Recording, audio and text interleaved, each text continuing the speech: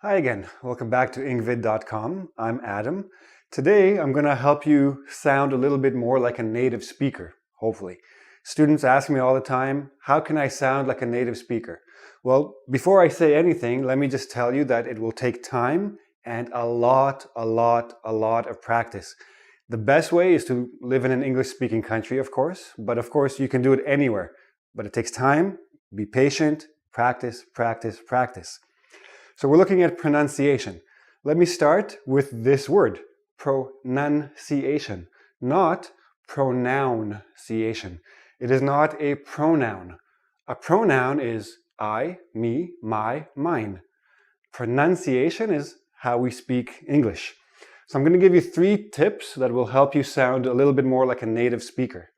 We're going to start with connecting words. Now think about your own language. Whether you're speaking Spanish or Polish or Chinese, you do this in your language as well. When you're speaking fast, you're taking words and you're squeezing them together, you're connecting them. So one word flows into the next word. That's what we're going to do here. You can connect consonants to consonants. What this means, when a word ends in a consonant is B, C, D, F, G, etc.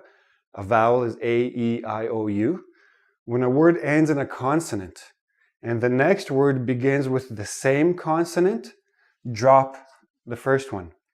So for example, we do not say black coffee. We don't say k. There's only one K. Black coffee. Black coffee. Okay? Practice that. Now, T and D, these are 2 different consonants. But according to the tongue and the mouth, they almost sound the same. So we do the same thing.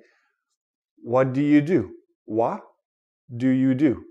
But again, another thing you have to keep in mind is when we say it fast, we also don't really say E. We say like a sort of like a small, we don't say, oh, sorry. We say sort of a small E. What do you do? Practice that. What do you do? Strange, huh? No T. What do you do?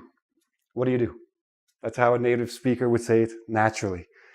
Now, another thing is when a word ends in a consonant and the next word begins in a vowel, make sure you roll it in, right?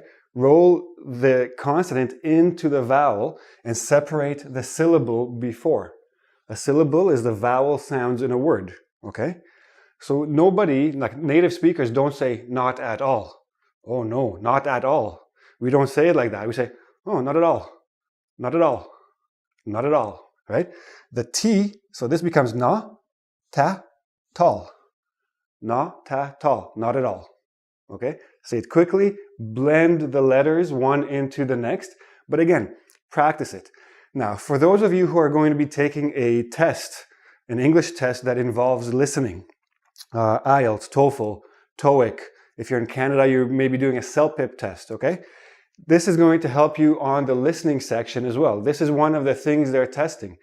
Somebody on the recording will say, not at all.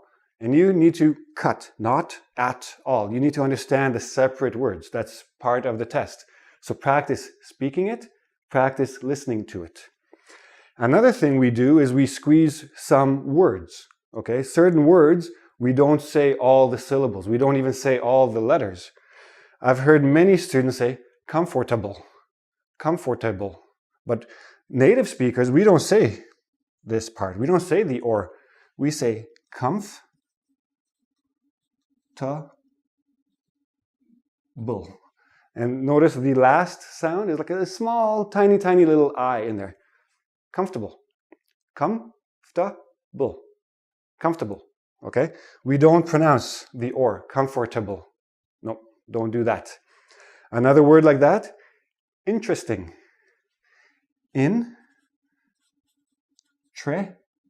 Sting. Find out what the syllables are. So interesting.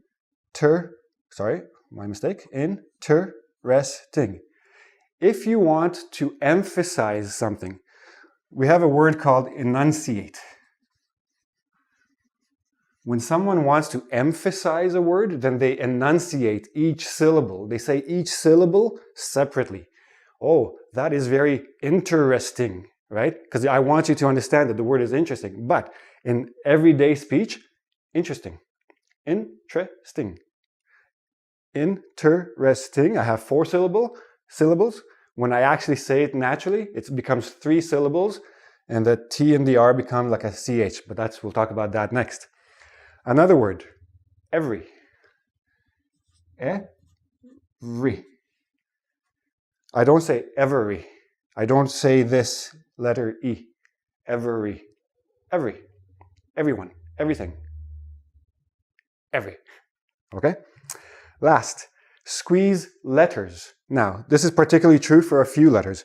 When we have TR, TR together usually sounds like CHR. So we don't say country. We say country. Country. Like a tree that grows, but even a tree is tree. Tree. Okay?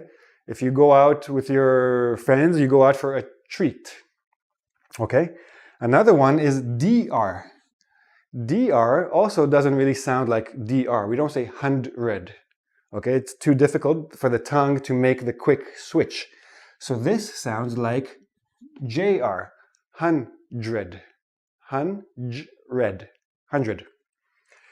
Now, this goes with the first idea when you're connecting words, but when you're connecting words and you have a D and a Y together, it becomes like a J sound.